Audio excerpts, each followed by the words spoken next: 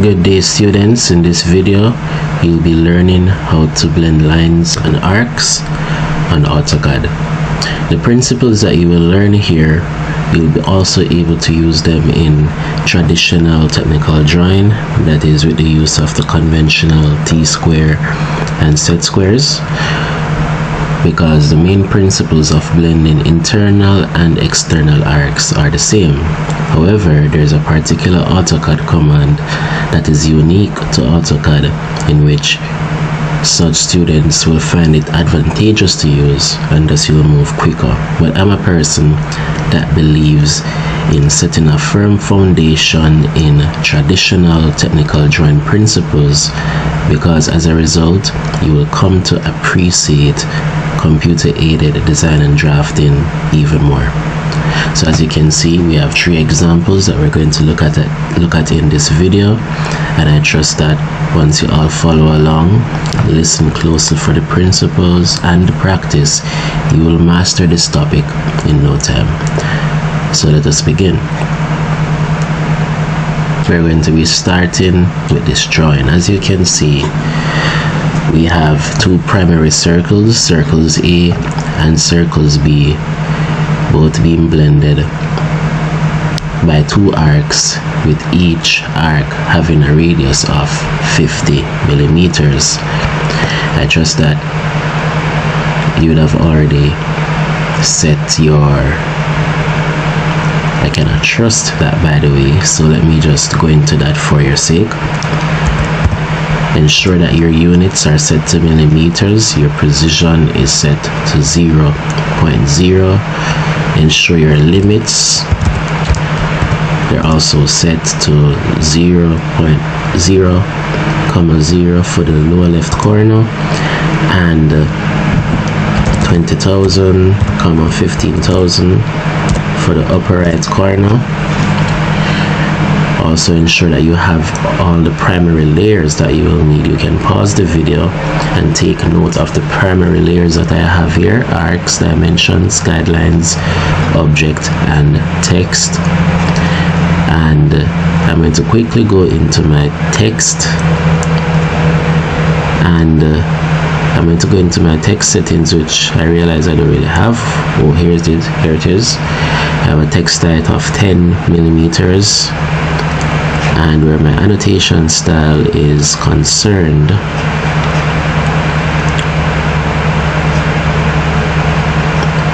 starting from lines, there's nothing much changed here. For symbols and arrow, I have my arrow size and center mark set to 2.5 millimeters. Text height for the text set to 2.5. Text alignment, align with dimension line. Nothing much has changed with fit. With primary unit, the precision was also set to 0.0.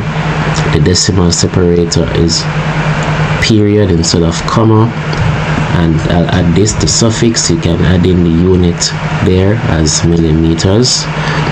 So once I set current, I expect when I set the current, you'll find that I expect that the units will appear at the end of the measurements. So we're going to reproduce this first drawing, and it's mainly for the purpose of blending these internal arcs to circles A and circles B. The first step is to activate the guideline layer, and I'm going to draw the horizontal distance between the centers of circles A and circles B, and that distance is 70 millimeters. Let me activate ortho mode as well. So 70 millimeters. Now I'm going to activate the object layer and draw the 2 circles to the given radius, or the radii. So circle A's radius is 30, circle B's radius is 20 millimeters, and I have both circles there. Now listen closely. When we're trying to blend internal arcs The principle is to add the radius of the outermost circle to the radius of the given arc. The reason why I said the outermost circle is because there are times where at one center point there are two or more circles and not just one, like in this case. So to get internal arcs, you need to add the radius of the outermost circle to the radius of the given arc, so that we can generate a center point from which we should draw that arc to blend in the two circles. So I'm going to do that in action now. So as you can see, our given radius here is 50 millimeters, while the radius of circle A is 30. Therefore, what we're going to do is add 30 plus 50, which will give us 80, and we're going to scribe an arc from point A.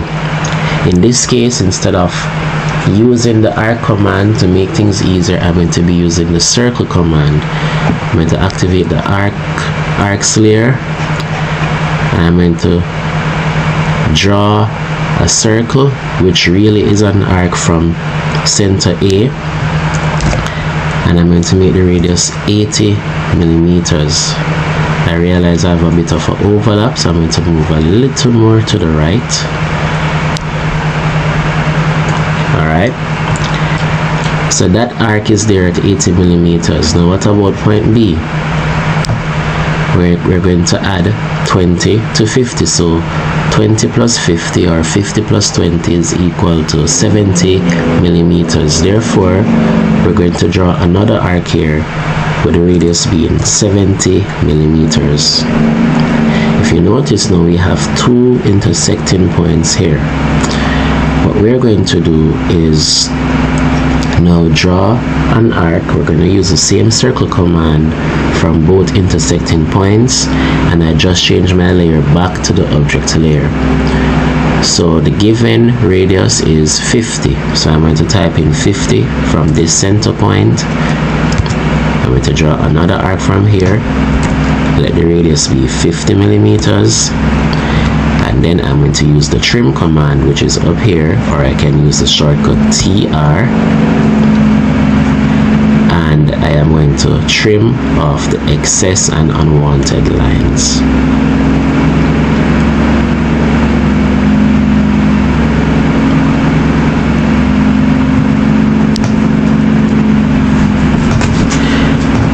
Now it is important for every drawing that you do to dimension, because without the dimensions, no one will really be able to appreciate the drawing that you have done, or even to reproduce it. Both in the mechanical and the building field, annotations and dimensioning are highly important. So I have my linear dimensioning up here that I just inserted. As it relates to the radius, I'm going to just click on each circle, and it shows the radius for the different circles, as well as the arcs, the given arcs. So that's the principle of getting internal arcs. Now what about getting or blending external arcs? As you can see here, we have circles A and B. They're pretty much the same radius, 30 millimeters and 20 millimeters for circles A and B respectively, but now they're at a distance of 80 millimeters from each other, and the given arc here is 100. So we're going to do the same initial steps that we did the last time. I'm going to draw the horizontal distance from points A and B, which is 80. Then I'm going to move to the object layer and draw the circles with a radii 30 millimeters and 20 millimeters respectively. Because I already have the annotation here, I'm just copying A and B over. But remember, you can use a single line text. Set your text height to 2.5 or 5, 2.5 is better, it's consistent with the dimensioning, and you can label your center points A and B. And now what we are going to do is blend the external arcs. Now with the internal arcs, as we said, we add the radius of the outermost circle to the given arc of the blended arc. But with external arcs, which are convex in appearance, we do the opposite, we are going to subtract.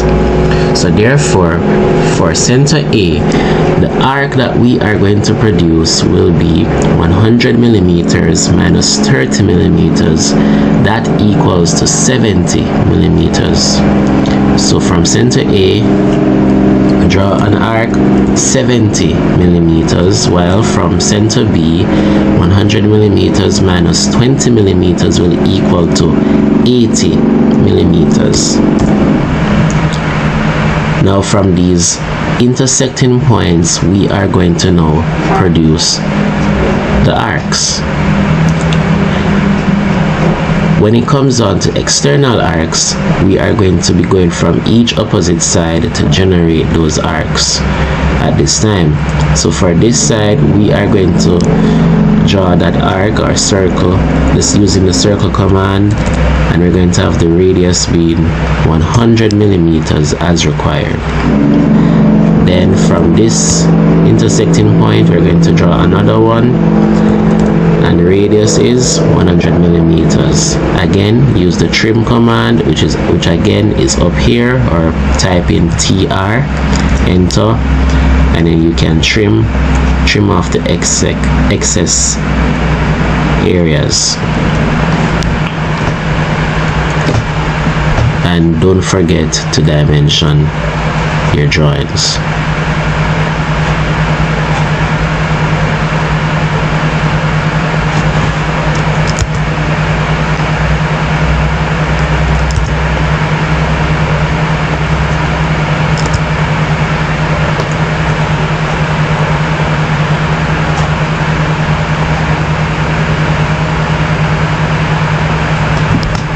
Okay, great. So we are now going to apply the principles of the internal arcs and the external arcs to this drawing, and this is a drawing actually of a lever. Now, as you can see, there are two center points, however they are not on the same horizontal plane. There is a bit of an offset. So let me quickly copy these two labelings here. I'm going to name each center A and center B. So in center A is there and center B is here. So center A has two circles. The inner circle has a radius of 10 millimeters. Outer circle has a radius of 20 millimeters. And center B has two circles with radii being 20 millimeters and 35 millimeters respectively. The horizontal distance from A and B is 90 millimeters. However, center B has a vertical offset of 32 millimeters. So just like with the previous two examples, the first thing that I recommend is setting up the center points of these circles.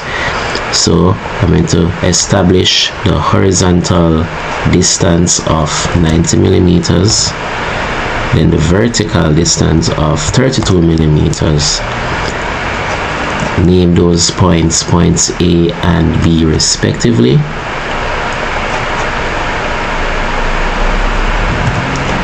And then from there, we will now draw the circles based on the given radii that are there. So for this circle, we have radius 10 and this radius being 20.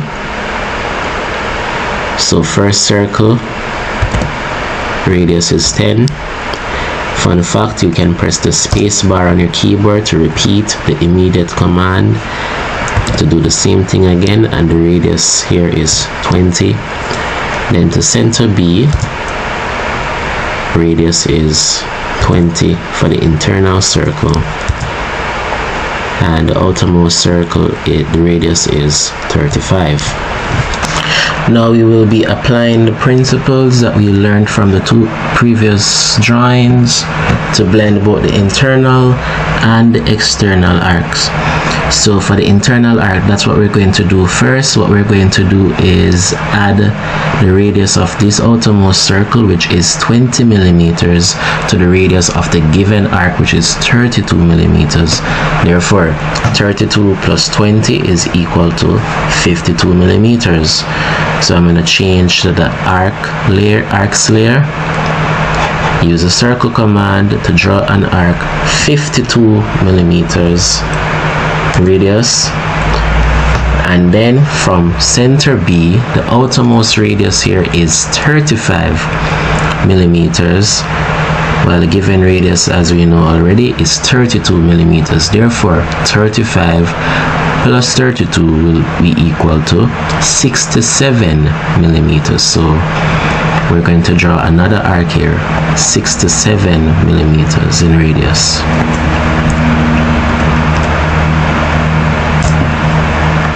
Now from that intersecting point, we are now going to draw that internal arc at radius 32 millimeters. So circle 32, and as you can see, it is blended neatly, and I'll use the trim command to trim off the excess section. So the internal arc is there. What we have left to do now is the external arc. Now the given radius of the external arc is 110 millimeters, and the opposite is true with the external arc to the internal arc. Therefore, we're going to subtract 20 from 110. 110 minus 20 will be equal to 90 millimeters. So arcs layer, and from center A, we're going to draw an arc. Let me delete these two circles first. Draw an arc 90 millimeters. Let me double check that. I think I did the right thing, but it's important to be sure. So radius there is 90, and now for center B, outermost radius is 35. Therefore, 110 minus 35 is equal to 75 millimeters. So from center B, arc of radius 75. So we have our intersecting point up here, because we're going to draw the external arc from this center point. So object layer, circle,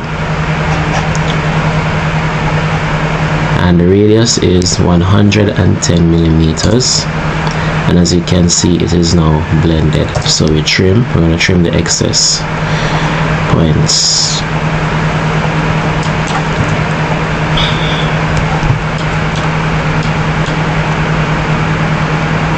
So we have all three drawings reproduced. Now, as a bonus tip, in the previous video that I did, I taught you all how to create your own title block template, and also how to open your title block template. As a reminder, this is how you'll add your drawings to your paper space. You go to layout, go to layout viewports, and you can select rectangular or any other shape that you'd like your viewport to be. I'm going to select rectangular in this case. I'm going to let the layer be 0, and I'm going to set this to be the full paper space. And now within the paper space, I'm going to zoom up to have each drawing being shown clearly, so that your teacher can see exactly what you did. To be even more precise, what you can do is use the zoom command, Z enter, and then you draw a box around exactly what you'd like to show, and it will accurately zoom it up into the center of your paper space, and then from here you can type in your name,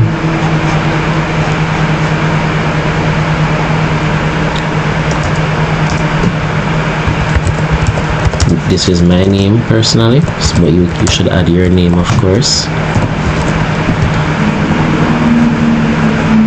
and you add all the other applicable information.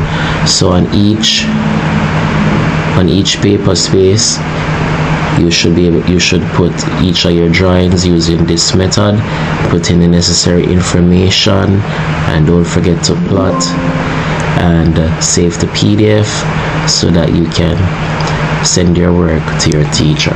So I hope you all understood. I look forward to teaching you the next lesson. Until then, continue practicing.